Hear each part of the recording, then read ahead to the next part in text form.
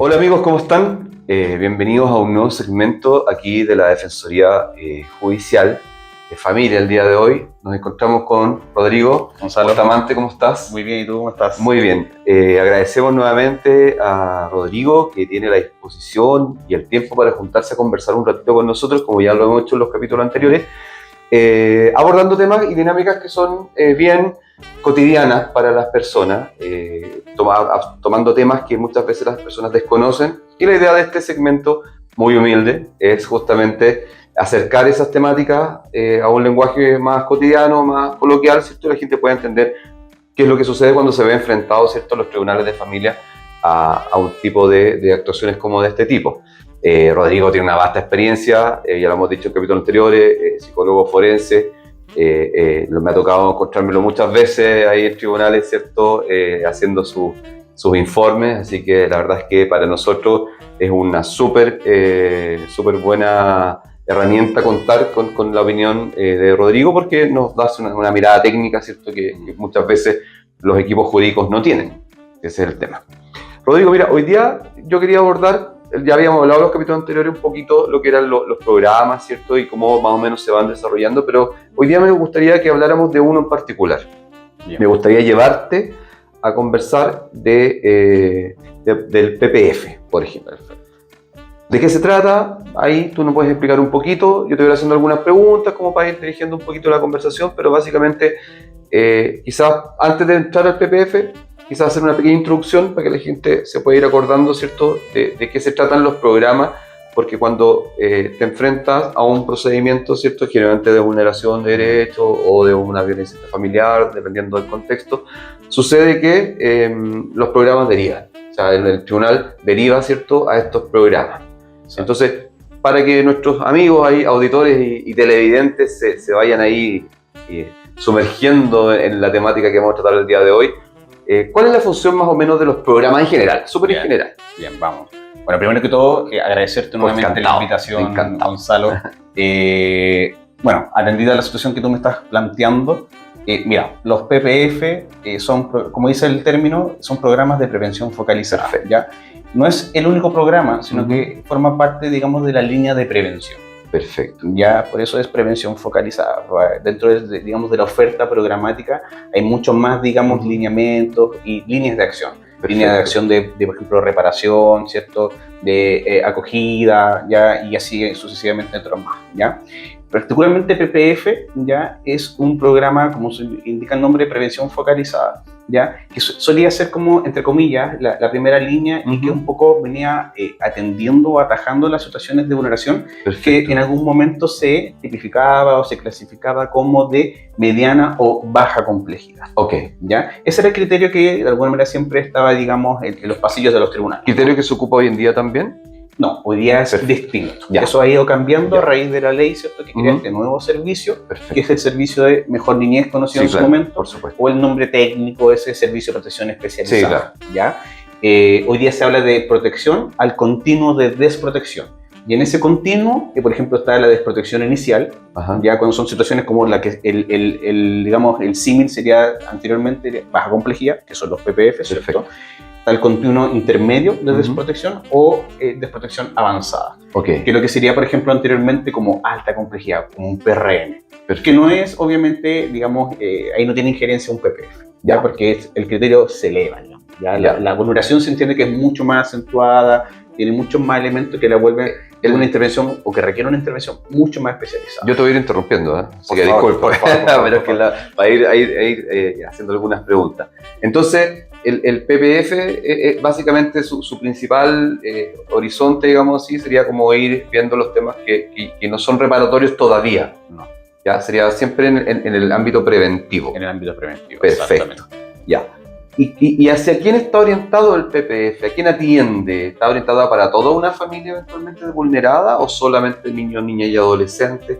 ¿Cuál es más o menos el ámbito de Ya, mira, los PPF, y bueno, esto indistintamente de las realidades territoriales, lo único que podría ir variando, por ejemplo, ya para que la gente pueda ir entendiendo, Claro. ¿no? De un PPF estoy inventando, ya en Arica, al PPF, no sé, en la región metropolitana o acá en la quinta región, es muchas veces la cobertura, las plazas a las cuales se licita. ¿Ya? Okay. Van a haber PPF en algún momento que, de acuerdo al diagnóstico que hace el servicio, puede, por ejemplo, licitar con, estoy inventando, 80 plazas, un poco para 80 niños, niñas, adolescentes y sus grupos familiares. ¿Ya? Disculpa, las plazas son, como tú bien dices, las personas que pueden ser atendidas. No significa que hayan, pueden haber varios PPFs o entidades que entregan el programa. Exacto. Ya. Eso va a ir dependiendo, insisto, un poco del diagnóstico que tenga el servicio respecto del territorio en particular. Perfecto. Porque, por ejemplo, y suele pasar mucho más en algunos, por ejemplo, localidades mucho más con mayor, digamos, volumen demográfico, ¿cierto? Y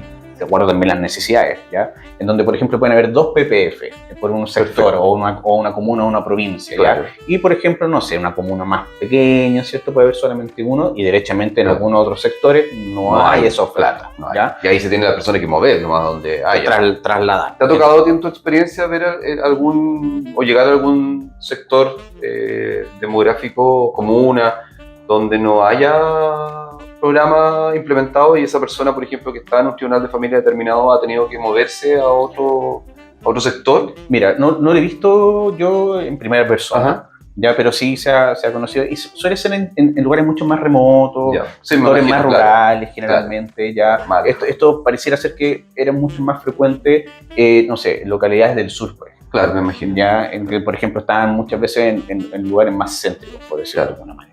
¿Ya? Porque además, para que uno de estos programas pueda, digamos, operar, ya tiene que cumplir con una seguidilla, digamos, de requerimientos que establece el servicio. Claro. Ya no es que vamos a instalar una cosa así nomás, sino que de alguna manera tiene que cumplir cierto estándar que establece. Entonces, por ejemplo, como lo conversábamos anteriormente, los organismos, digamos, colaboradores, ¿cierto?, que son acreditados por el servicio, tienen que garantizar que va a ser, por ejemplo, a las dependencias del proyecto, tiene que ser un lugar que sea céntrico, que tenga acceso a la locomoción pública, porque esto está pensado para que todas las personas puedan llegar eventualmente. Tiene que tener el espacio necesario para atender a las cantidades de familias que van a ingresar, ¿cierto?, y ser atendidas por los profesionales, y así, digamos, seguidamente otras cosas más. ¿Ya? Perfecto. Y generalmente estos programas, estamos hoy día hablando solo de PPF, son entregados, son desarrollados siempre por entidades externas o existen PPF que son de alguna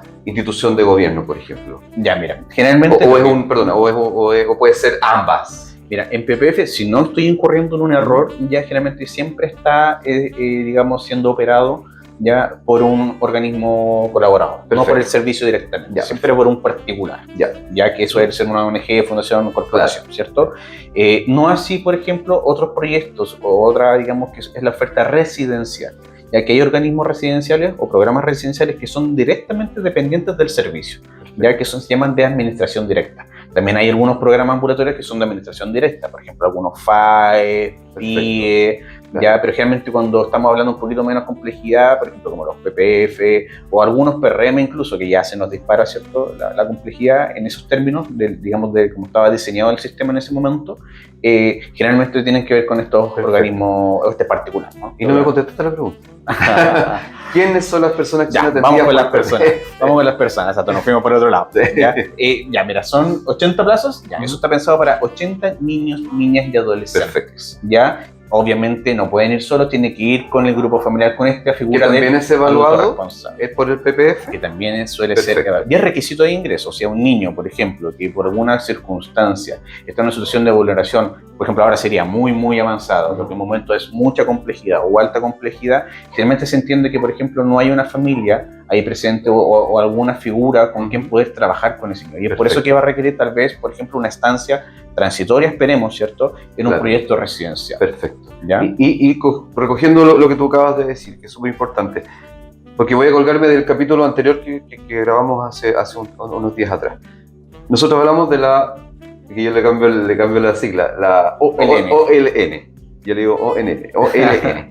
Y la OLN, que era instancia administrativa previa, el PPF pasa a ser un paso más arriba de la OLN, ¿cierto? Porque me imagino yo que no lo decide, o lo podría decidir quizás la OLN en la derivación al PPF, podría ser la OLN, o tiene que ser necesariamente el tribunal mediante el consejero técnico, o podría ser ambas vías.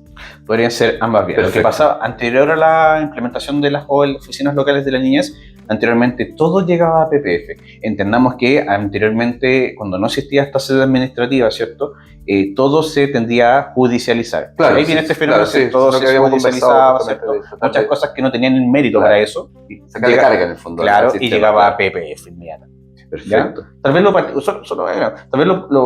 una de las características de los PPF que tenían, que no solamente atendían causas judiciales, ¿ya? Tenían vías de ingreso, por ejemplo, la demanda espontánea. Por ejemplo, alguna familia, algún niño, niña, adolescente o su cuidador que, por ejemplo, veían que podían cosas que trabajar, se atendía. Ya, había una forma de atención como público sin pasar necesariamente por un tribunal. del tribunal. Y eso eran los menores de los casos. Claro. Yo creo que, no sé, si era 80 plazas, por ejemplo, habrá sido 2, que los otros 78, 79 eran todos causas judiciales. ¿Y pasa hoy en día eso? ¿El sistema? No, todo entra derivado solamente del sistema. Ya, exactamente, que suele ser.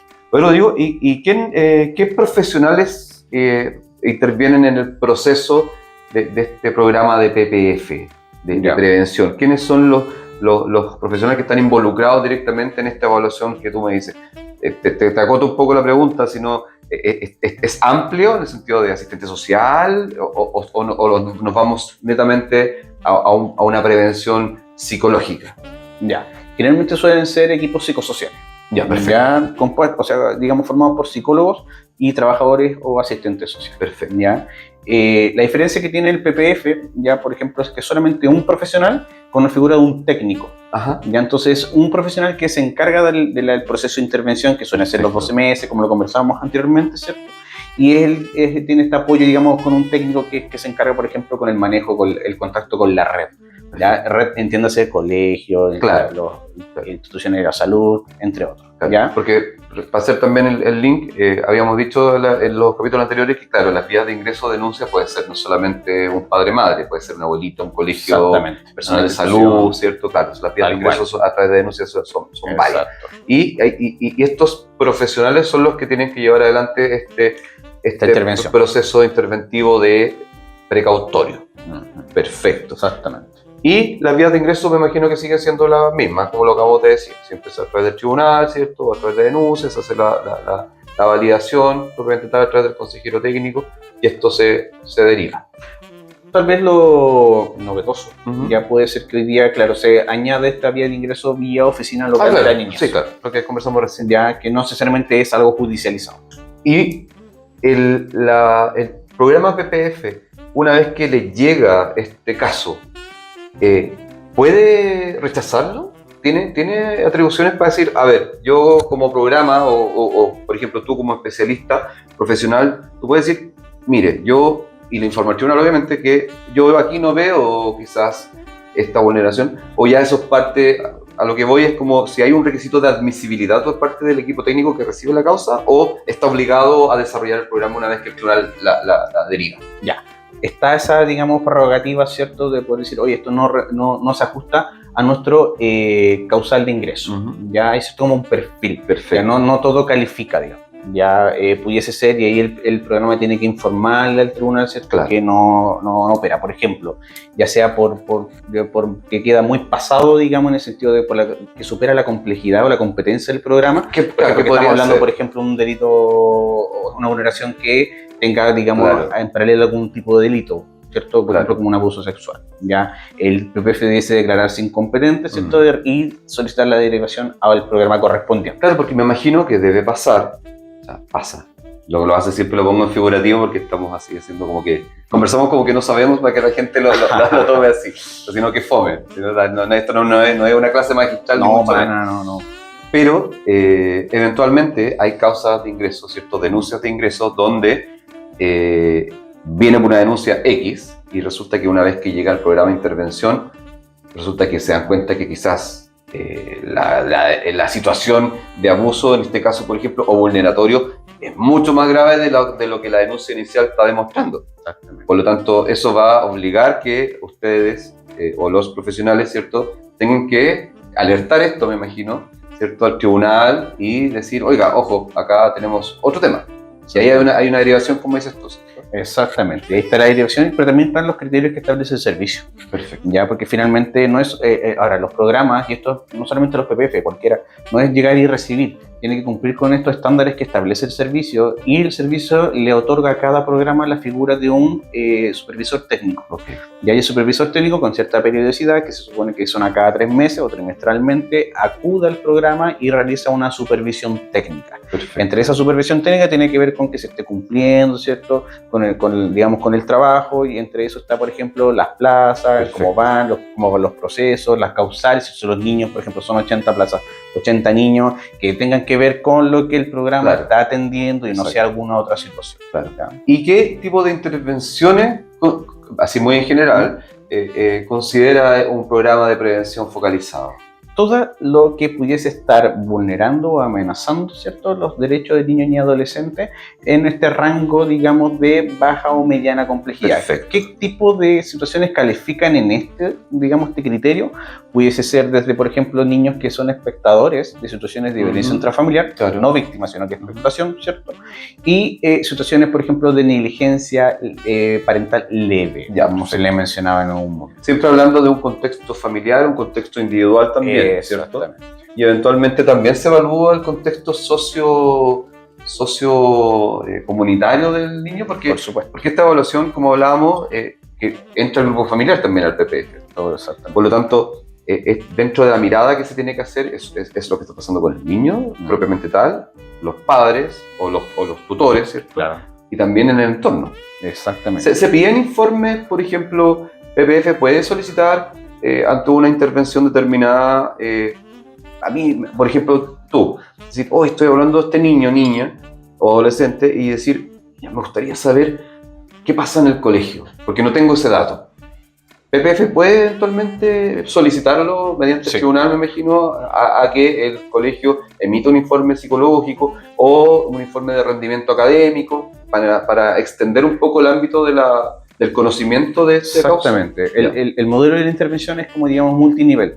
Ya ataja esta situación a nivel individual, ¿cierto? Con el niño generalmente ahí lideran esto el profesional, ya sea el psicólogo o el trabajador o trabajadora social, ¿ya? Después está a nivel familiar, ya, que tiene que ver obviamente el trabajo directo con los tutores, madre, padre o cuidador o cuidadora, ¿cierto?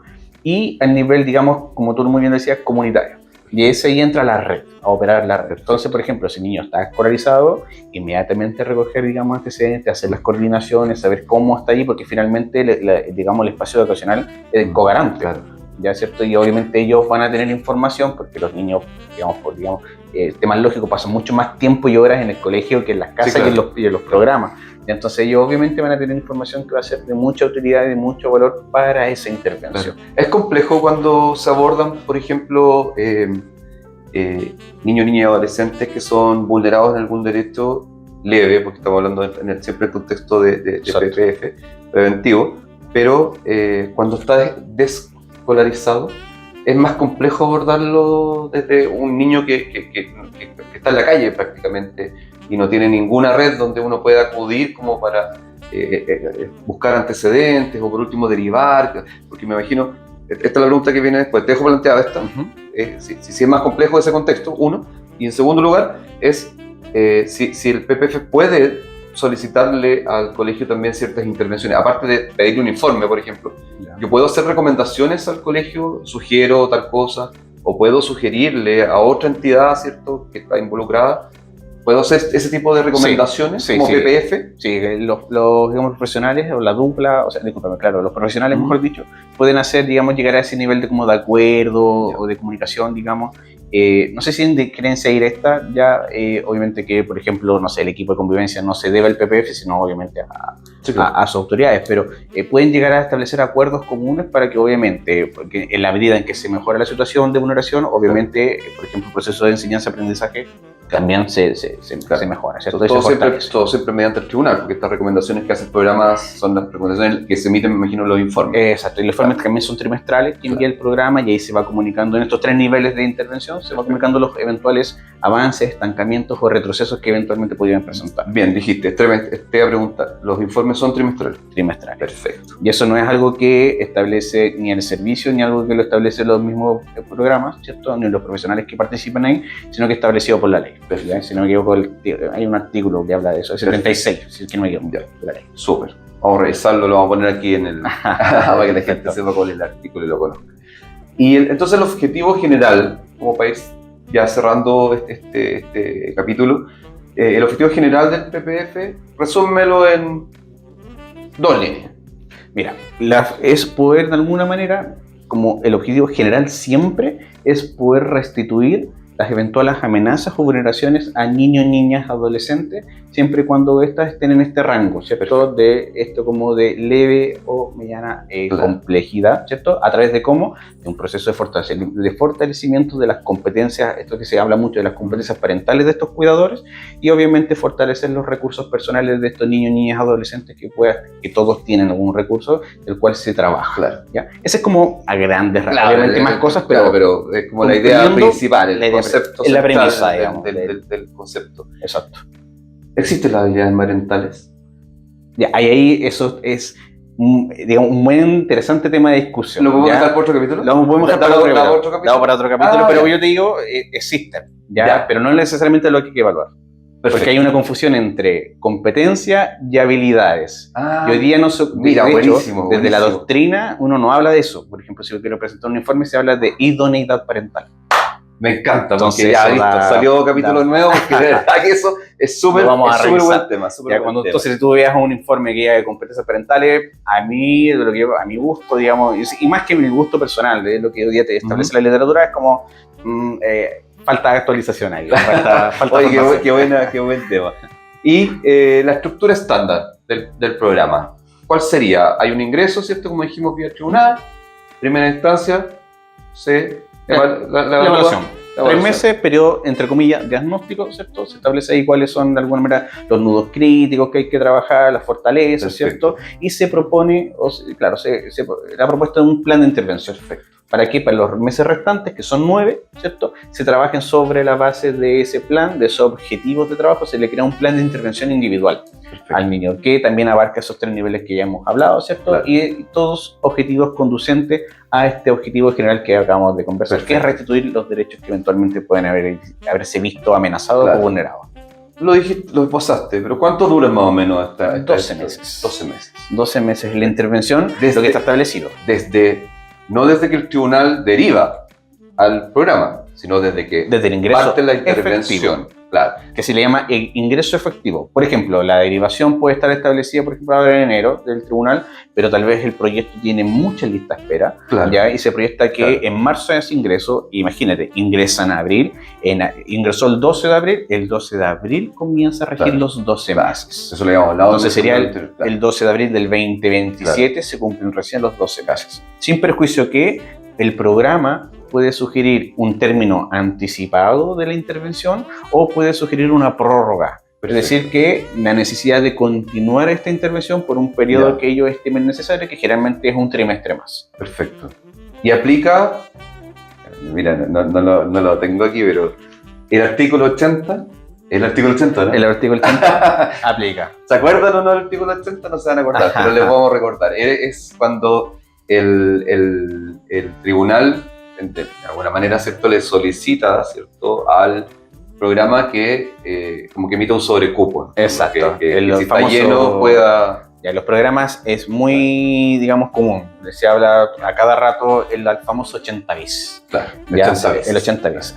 Y finalmente es la solicitud del tribunal. Cupo, básicamente. Generar un cupo extraordinario, un sobrecupo, ¿cierto? Porque la necesidad sí lo requiere. Generalmente se aplica, el criterio desde el papel es para casos que requieren una atención inmediata.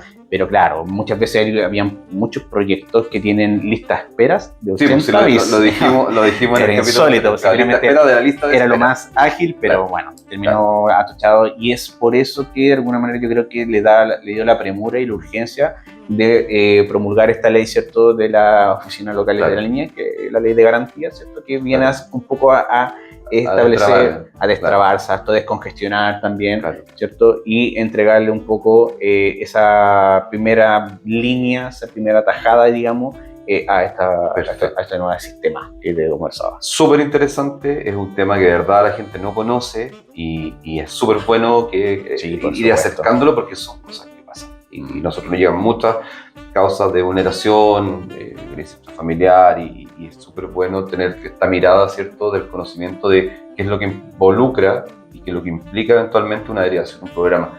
Rodrigo, te quiero agradecer nuevamente tu tiempo para conversar con nosotros. Encantado, como siempre. Muchas gracias por venir aquí a nuestra oficina, y te dejo invitado para un próximo programa. Perfecto. Para que hablemos de algún otro tema igual o más interesante que el que acabamos de hablar hoy día. Excelente. Así que, antes que nos despidamos, redes. Exacto. Estamos en las redes, tenemos una página web donde nos pueden encontrar, es Peritajes RBH, donde tenemos ahí el centro pericial, ¿cierto?, donde estamos ahí realizando y ofreciendo nuestros servicios, digamos, periciales, tanto para sedes, por ejemplo, de Administración de Justicia en Familia, Derecho Penal, ¿cierto?, sede civil, como también laboral. Ya estamos realizando peritajes psicológicos que suelen ser atingentes a las situaciones y necesidades, digamos, que se dan en los tribunales de familia. Siempre el objetivo es esclarecer ciertos puntos que se establecen ahí, y como también metaperitajes, ya que es lo que estamos realizando. ¿Tu centro tiene, aparte de estos peritajes, ¿cierto?, tiene atención ambulatoria de pacientes psicológicos? Mira, de momento no lo tenemos habilitado, ¿ya? Pero lo que nos estábamos dando cuenta en la experiencia, ¿ya?, es que generalmente queda esa necesidad posterior, ¿ya? Si bien cumplimos con la primera etapa, por decirlo, que es la evaluación. La intervención en el proceso judicial determinado. Claro, ¿cierto? Después queda, oye, ya, pero tú me dijiste que tengo esto aquí, y cómo me hago cargo de esto, más allá de la derivación, tal vez nosotros poder ofrecer y cubrir esta necesidad, ¿cierto? Oye, pero mira, nosotros también tenemos colegas que se dedican a esta intervención. Excelente, bien. Ahí así que yo creo que es una arista que vamos a tener que abordar. Una segunda etapa que se viene, por supuesto, en tu negocio. Me imagino que es muy cómodo, ¿no? Sí. Me evalúas, que genial, tiene un valor probatorio, pero además también después te haces cargo de lo que, oye, me cubrí esto y... O sea, a mí me hace todo el sentido, porque en el tema, y aquí tú me puedes, ahí me voy a alargar un poquito, pero tú me puedes corregir, pero el tema psicológico es súper sensible, entonces tampoco es fácil, me imagino yo, tú me lo puedes rebatir o aportar, estar cambiándose de psicólogo, porque no es como cambiarse los zapatos o la camisa o la polera. Acá estamos hablando de compartir experiencias, ¿cierto?, de aperturas psicológicas, emocionales importantes. Entonces me imagino que no es así ya, este señor lo hoy día, esta señorita mañana. Entonces creo que es de todo sentido, en el caso que a ti te toca determinadamente evaluar a una persona en un contexto de audiencia, de juicio, que eventualmente ya te conoce, tú ya conoces a la persona. Además. Aparte me imagino, para no hablar tanto yo, pero dile tú, que tú cuando haces la evaluación también te sumerges en la experiencia de la persona, ¿o no? Exactamente. ¿Ya? Y bueno, a eso lo podemos profundizar mucho después, pero la idea, obviamente, como tú muy bien lo decías, es claro, realizamos la evaluación forense, ¿cierto? Que tenga, insistimos, que tenga este valor probatorio, ¿cierto? Que sea admisible para los estándares judiciales, ¿cierto? Y de los que establece la misma psicología, por eso también. Pero después queda este vacío, ¿cierto? Y ahí tal vez nosotros tener otro equipo de colegas ya que se dediquen a este ámbito que es tal vez de índole más clínico o psicojurídico, psicosociojurídico, ¿ya? Y que no necesariamente nosotros vamos a poder cubrir, por ejemplo, en mi caso, en mi persona, ¿ya? Porque finalmente, digamos, el método de trabajo desde lo forense y lo clínico suelen ser muy, muy distintos. Sí, claro, lo abordamos en una... Que te lo conversamos, y si no, fue lo primero que abordamos. Lo tendrán en tarea para casa para las personas que no lo han hecho, ¿no? Vayan a ver el otro capítulo, porque ahí lo abordamos la diferencia, ¿te acuerdas? Justamente, no explicaste lo que era el... Pero nos falta eso y obviamente es muy cómodo, y tú muy bien lo decías, y tal vez lo podemos abordar mucho más adelante. Una de las crisis, digamos, los nuevos críticos de los programas, no solo PPF, me atrevería a decir que toda la oferta programática es que, como tú muy bien decías, ¿no? Y la gente tal vez le va a hacer sentido, que ya le hace sentido esto que estamos conversando, porque ya ha pasado por esto, de que lastimosamente mucha rotación de personal, bueno, y eso somete a los niños y a las familias a que por razones que son muy diversas y las podemos después obviamente ir señalando una por una si gustas, es esto de que se le cambia al psicólogo o al profesional como se cambia a alguien. Esto pese enormemente los procesos. Esto no es el supermercado donde yo puedo ir y me cambiaron al ejecutivo, me cambiaron al cajero, no, con todo el respeto. Me imagino que nadie quiere ir a un tratamiento odontológico y tu odontólogo sea en el mes 2, y así en adelante, o sea, insostenible. Sí, ya, me parece excelente. Así que muchas gracias por la aclaración. Bueno, a cerrar, un lujo, el lujo tenerte. La verdad es que ustedes no lo saben, pero se lo puedo contar, nos costó un montón agendar porque Rodrigo está Santiago, el interior, Valparaíso, Viña del Mar, está por todos lados. Sí, estamos con así que la verdad está con harto trabajo, que bueno, me alegro mucho, sé que eres un gran profesional y nos sentimos de verdad muy contentos, porque de verdad lo digo, es un lujo por contar con tu experiencia para compartir con nosotros estos temas, así que muchas gracias, Rodrigo. Y nos veremos para el próximo capítulo. Perfecto. Cuídate, que estés muy bien. Siempre. Chao. Chao, amigos, que estén muy bien.